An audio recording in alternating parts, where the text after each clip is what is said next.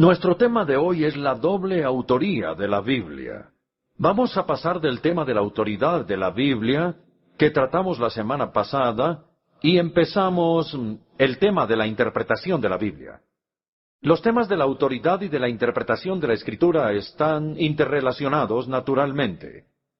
Por un lado, ¿de qué sirve tener un texto con autoridad si uno no lo puede entender? Y por otro lado, ¿de qué sirve esforzarse por entenderlo si al final es un documento meramente humano? Lo que necesitamos es una Biblia que sea un texto con autoridad, como un texto inteligible, y que no se cumpla solo un aspecto. Y esto es lo que Dios nos ha dado misericordiosamente a medida que intentamos descubrirlo en estos días. Pero antes de que lleguemos a los principios principales de la interpretación, que será mi tema del próximo jueves, debemos captar la naturaleza del libro que va a ser interpretado. ¿Qué tipo de libro es la Biblia? Ciertamente es único. Ningún otro libro ni siquiera se le parece un poco, pero ¿qué es?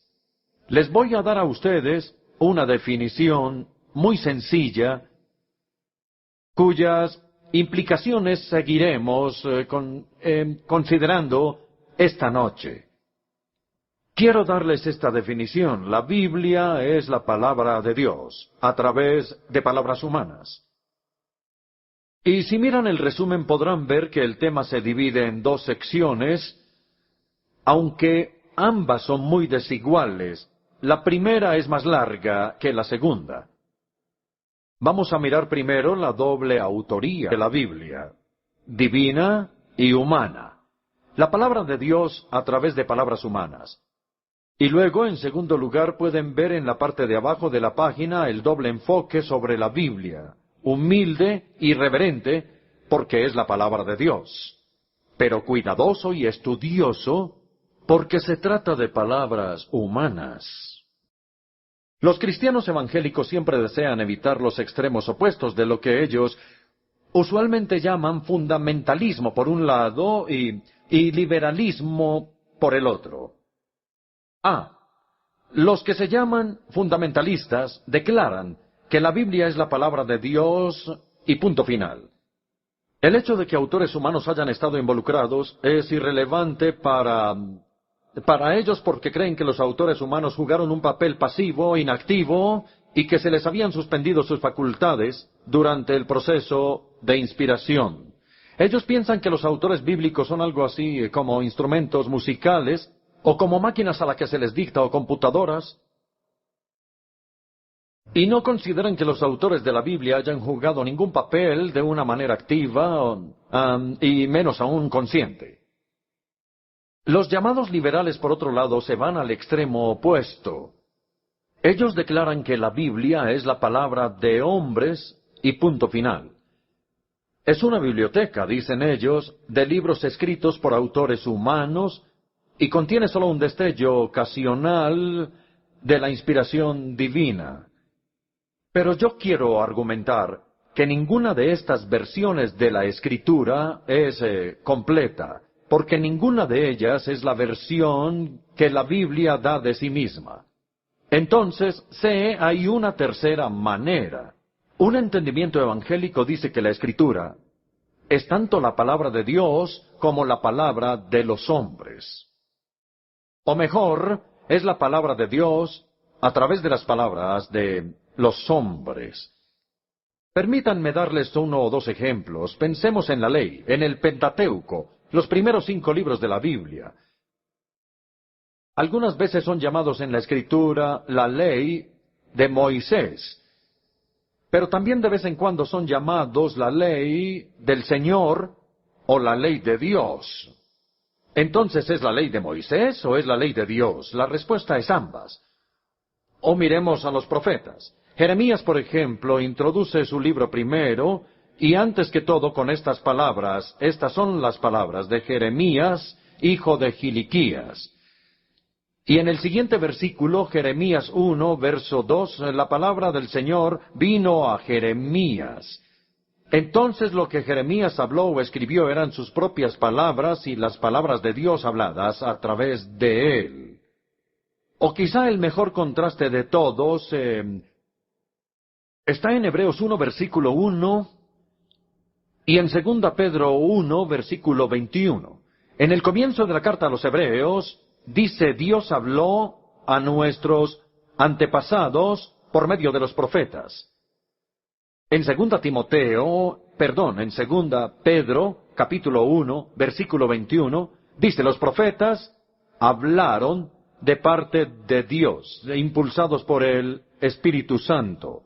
Entonces Dios habló a través de los hombres, y los hombres hablaron de parte de Dios. Y estas dos declaraciones no son incompatibles entre sí.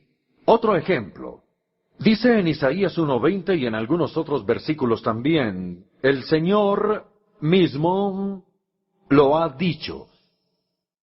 Pero en Hechos capítulo 3, versículo 21 dice, Dios lo ha anunciado desde hace siglos por medio de sus santos profetas. Entonces, ¿a través de quién ha llegado la Escritura?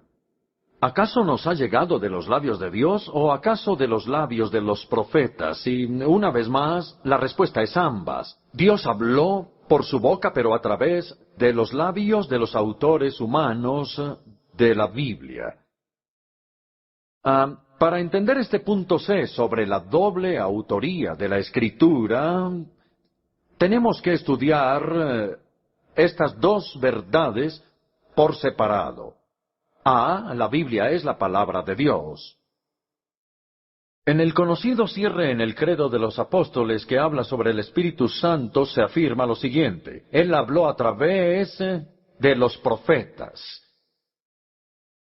Los profetas del Antiguo Testamento por lo general introducían sus oráculos con algunas fórmulas bastante específicas, diría yo.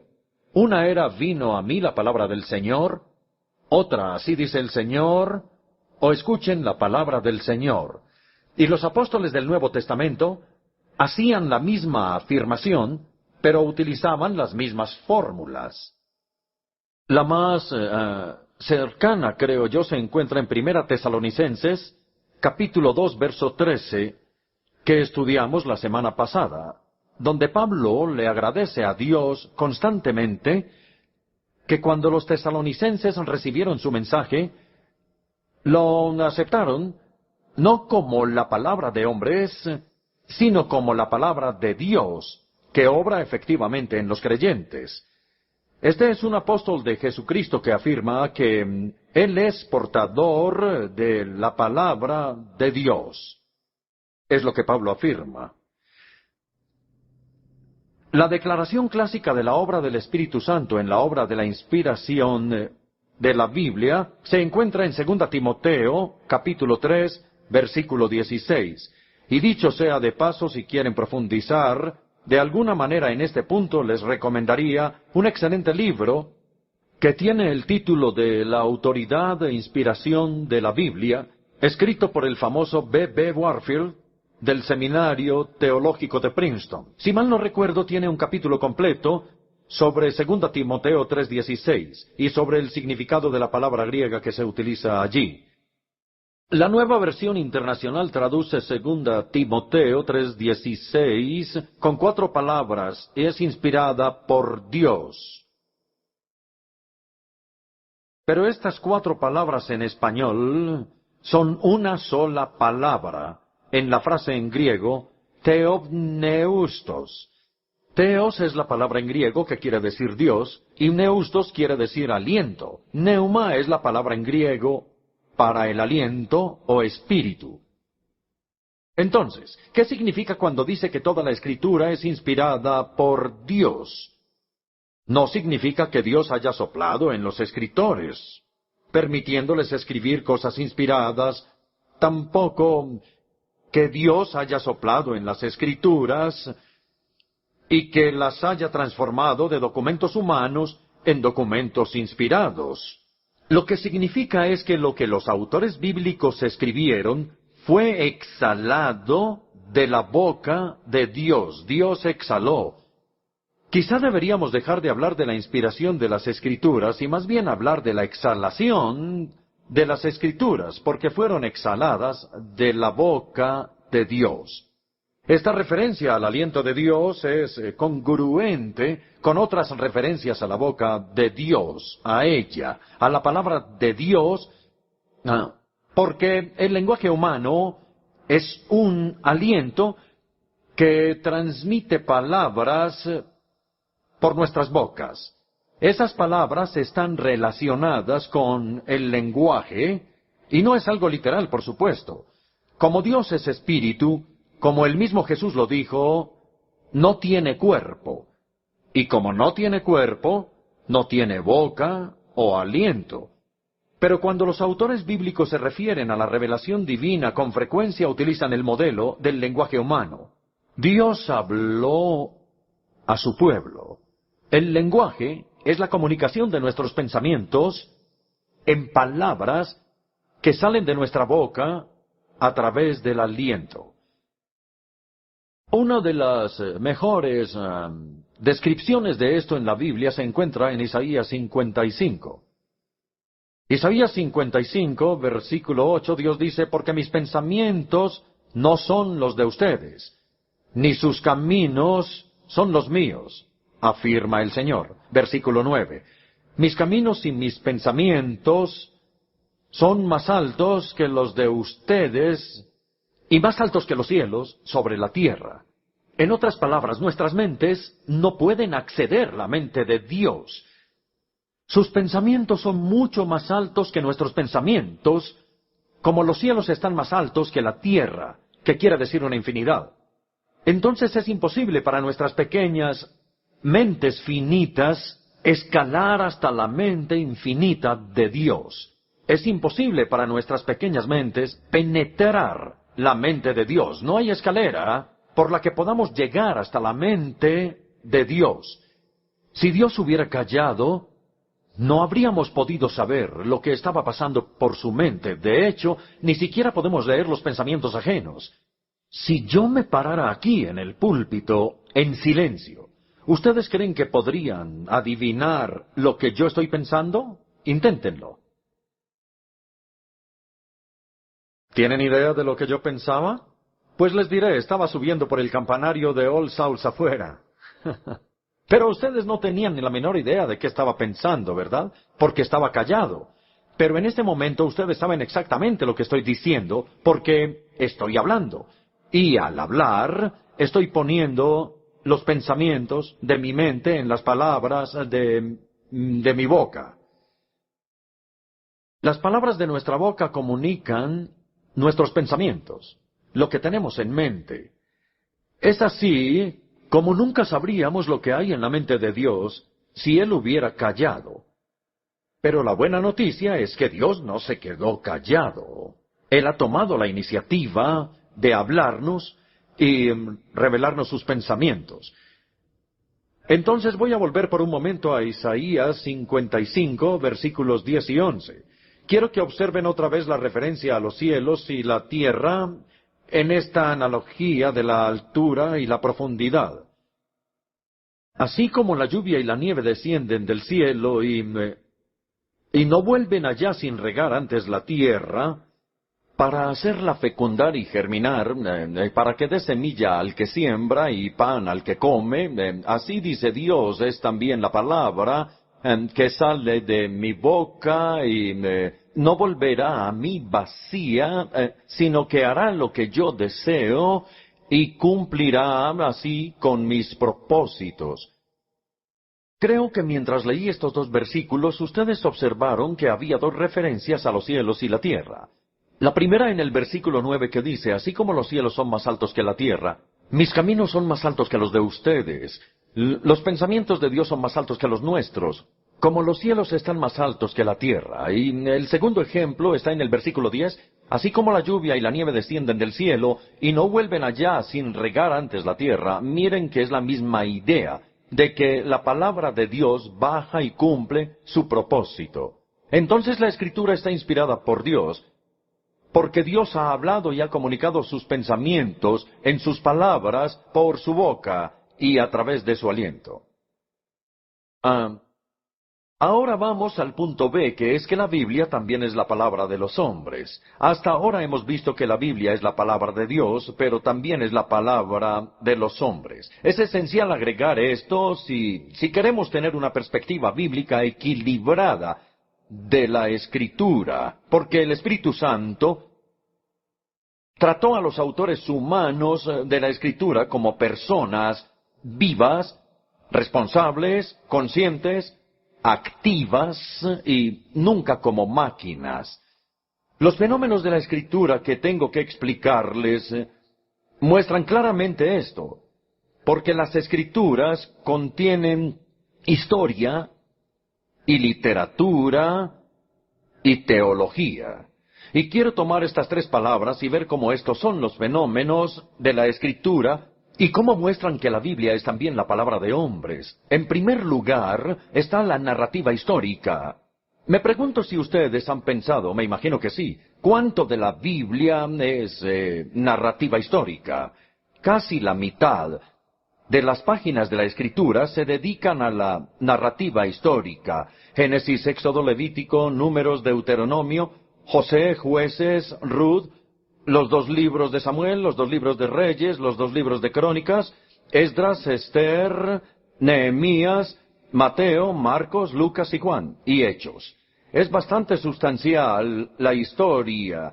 Entonces no pensemos que el Espíritu Santo reveló esta historia de manera sobrenatural a los autores bíblicos. No, los autores bíblicos tenían acceso a los documentos humanos, de los cuales ellos citaban y que incluso incorporaron en su texto. Y han leído el primer capítulo de Esdras. Contiene el edicto que el conquistador persa Ciro emitió para permitirles a los judíos regresar a la tierra prometida. Este era el edicto de un rey pagano, pero Esdras lo toma y lo incorpora en su libro. Lucas es otro ejemplo. Lucas nos dice en el prefacio, en los primeros 4 versículos de su Evangelio, donde él explica su método, él cuenta sobre la cuidadosa investigación de la cual, o mejor, en la cual él participó. Escuchen a Lucas. Yo también he investigado todo esto con esmero, desde su origen. Entonces ahí no hay pasividad, porque él era un investigador esmerado e investigaba los datos. Los autores de la Biblia tenían un papel activo al escribir.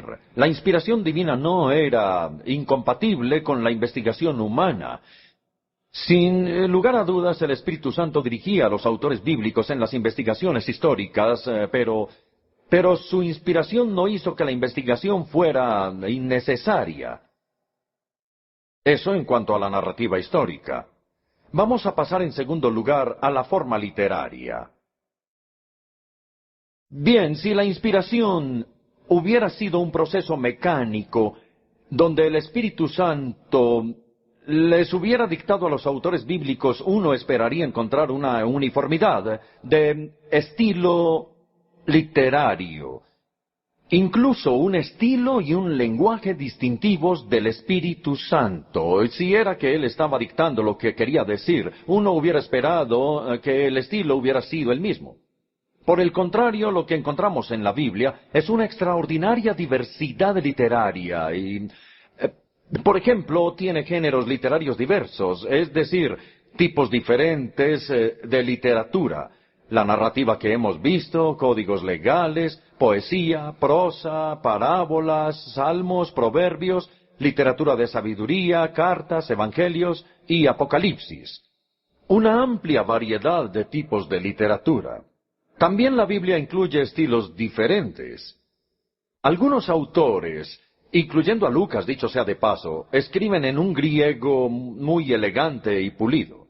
Lucas conocía mejor el griego que otros autores del Nuevo Testamento porque otros escriben en un estilo muy popular, incluso no con muy buena gramática.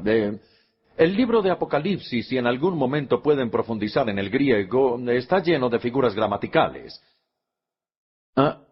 Hay otros autores que escriben con un estilo muy detallado y estudiado, como los epigramas en el libro de Proverbios. El autor de estos epigramas debió de haber pasado mucho tiempo para ponerlos en la forma adecuada, así que gastó tiempo en el estilo literario.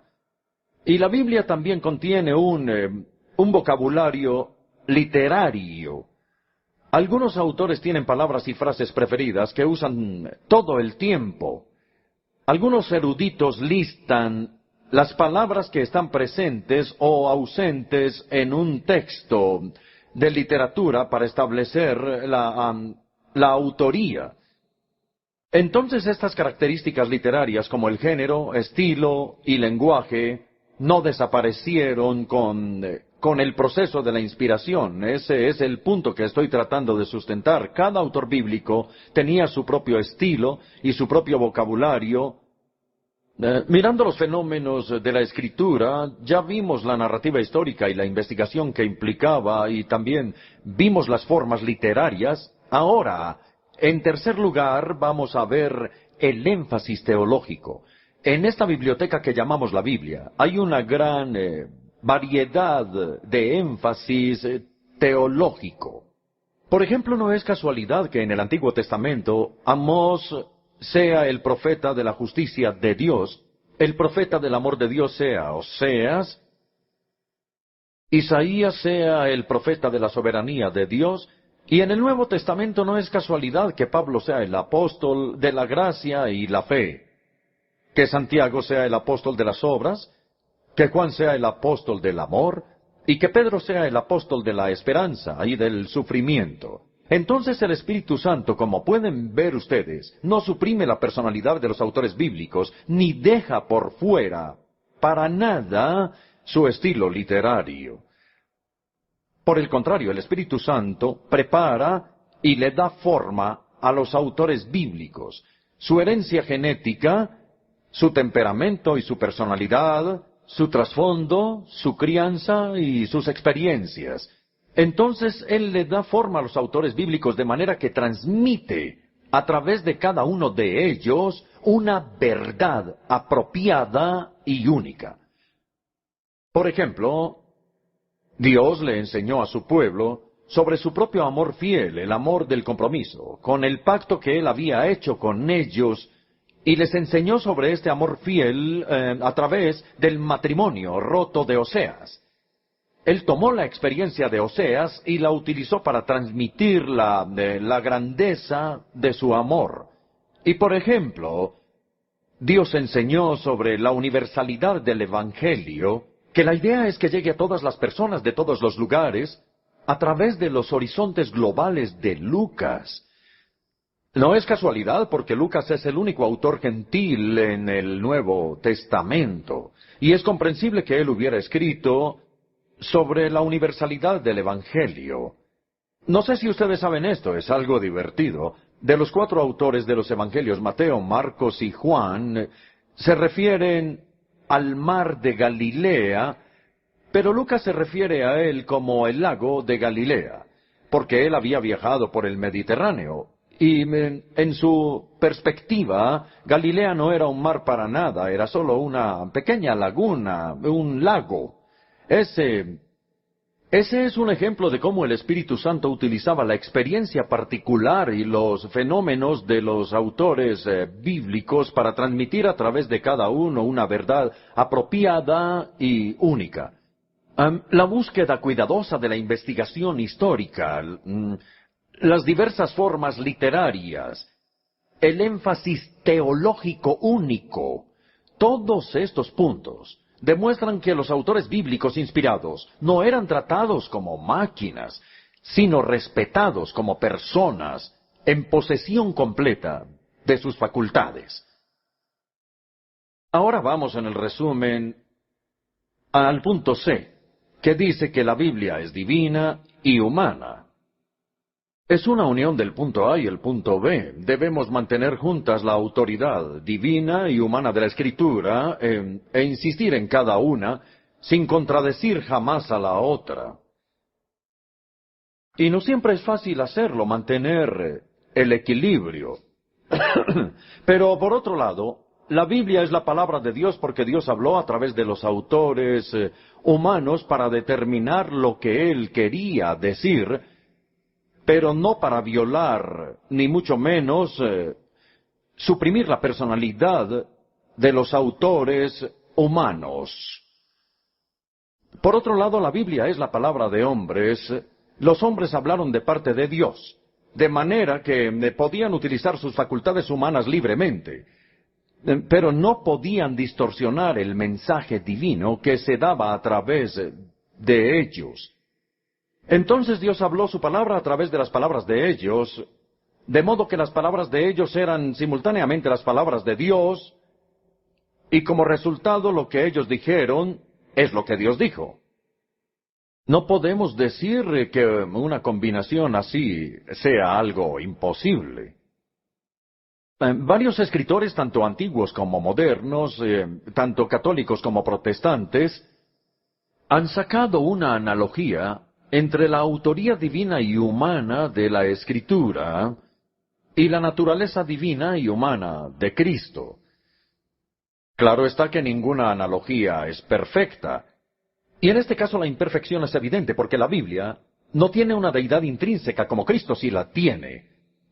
Sin embargo, siempre me ha parecido una analogía útil porque tanto en Cristo por un lado como en la Escritura por el otro hay una combinación de lo divino y de lo humano que hay que afirmar estas dos naturalezas sin negar la otra e intentar perseverar en cada una sin sacrificar a la otra. Por lo tanto, Jesús es Dios y Jesús es hombre. No podemos afirmar su deidad de manera que neguemos su humanidad, ni podemos afirmar su humanidad de tal manera que neguemos su deidad. De modo similar, la Biblia es la palabra de Dios, la palabra de los hombres, y no podemos afirmar tanto su origen divino que neguemos la actividad libre que tenían los autores humanos. Pero tampoco podemos afirmar su cooperación activa de forma que neguemos que a través de ellos Dios habló su palabra. Decir que Jesús es el Hijo de Dios y punto final es verdad, pero es una verdad a medias y peligrosa. Incluso se puede convertir en la herejía del docetismo. La herejía del docetismo afirma que Dios fingió ser humano, pero que en la encarnación realmente no se convirtió en humano, sino que solo parecía ser humano. Entonces podríamos ser culpables de la herejía del docetismo a menos que agreguemos que Jesús era el Hijo del Hombre tanto como el Hijo de Dios. Y decir que la Biblia es la palabra de Dios y punto final es verdad, pero es una verdad a medias y peligrosa. Podría convertirse en la herejía del fundamentalismo, a menos que agreguemos que Dios habló a través de las palabras de los hombres. Entonces los cristianos no conciben la Biblia como los musulmanes conciben el Corán.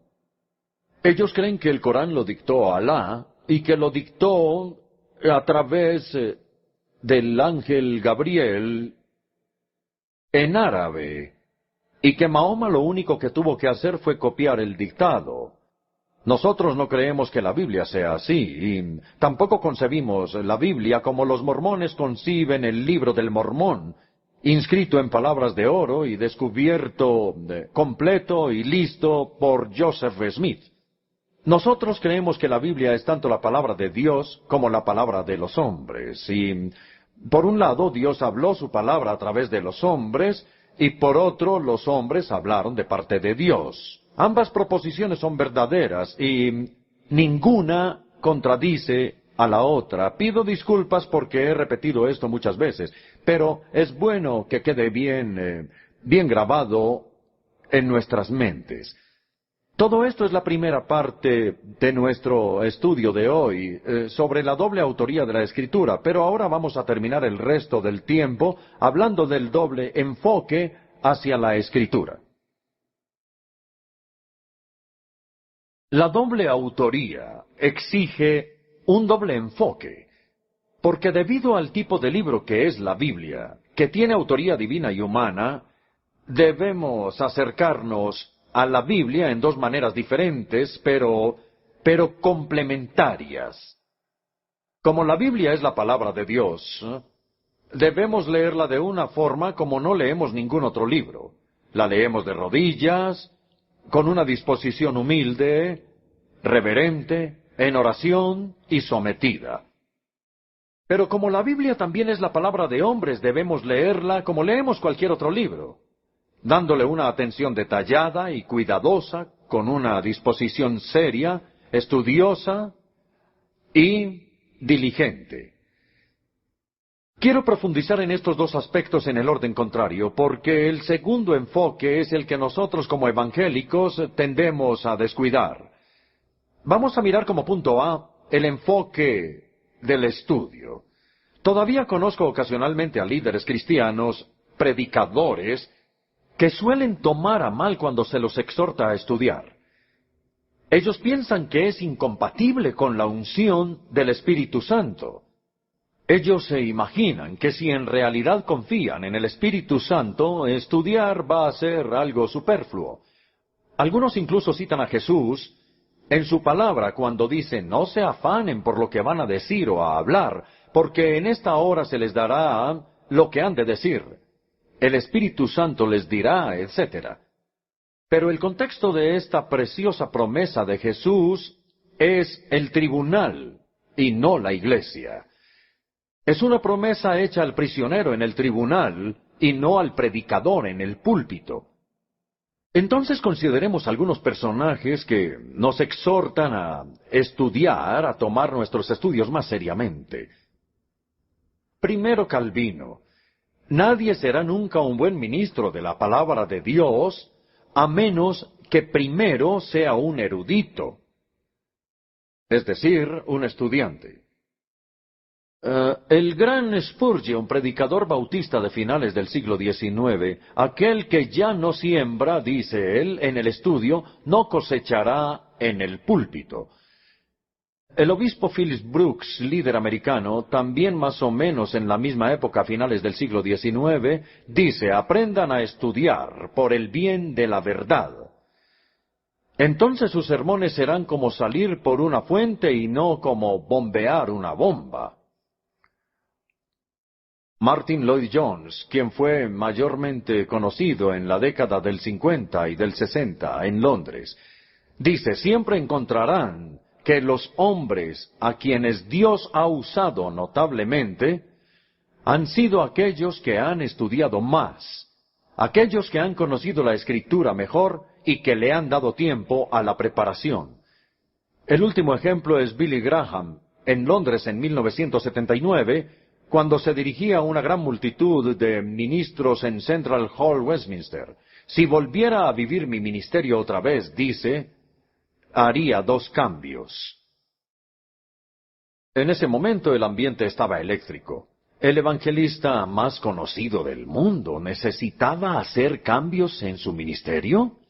Sí, dijo, he predicado demasiado y he estudiado muy poco, y si pudiera hacer cambios, estudiaría 3 veces más de lo que he hecho. Y en segundo lugar, le daría más tiempo a la oración.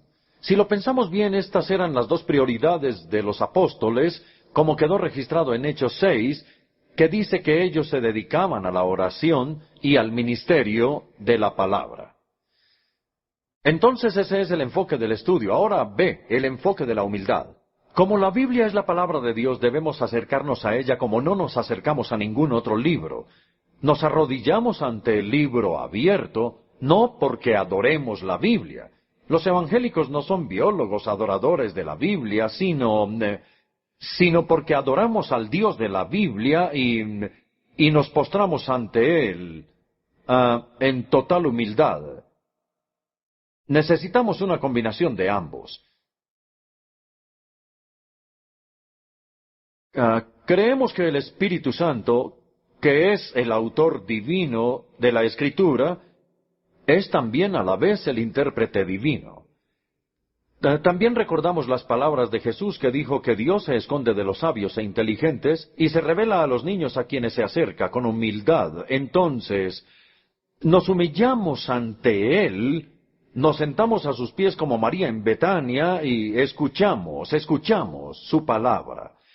Le pedimos al Espíritu Santo que ilumine nuestra mente, que está oscurecida, para romper los prejuicios y las defensas culturales. No solo aplicamos nuestras mentes en forma exclusiva al estudio del texto, sino que oramos por la luz y por el entendimiento. Esto me lleva a la conclusión de esta noche. Estos son los enfoques complementarios sobre la Escritura. Así como, para tener una comprensión verdadera y equilibrada de la naturaleza de la Escritura, debemos combinar sus elementos divino y humano. Así también, para tener un enfoque verdadero y equilibrado de la Escritura, debemos combinar el estudio y la oración. Pero algunos cristianos son buenos estudiantes, y gracias a Dios. Solo basta con mirar los escritorios de sus estudios. Están llenos de concordancias, comentarios y el resto. Diccionarios y libros de referencia. Son muy buenos estudiantes, pero muchos de ellos no oran mucho. Y hay otras personas que cometen el error contrario. Son grandes personas de oración, como Santiago, el obispo o líder de la iglesia de Jerusalén, de quien Hegesipo dijo que oraba tanto que sus rodillas se volvieron tan duras como las de un camello. Bueno, no es que yo esté recomendando esto, no. Pero estas que son grandes personas de oración, no siempre estudian tanto como debieran hacerlo. Entonces debemos combinar los dos. Y para cerrar, quiero compartir con ustedes dos textos bíblicos que expresan esto, uno en el Antiguo Testamento y el otro en el Nuevo Testamento.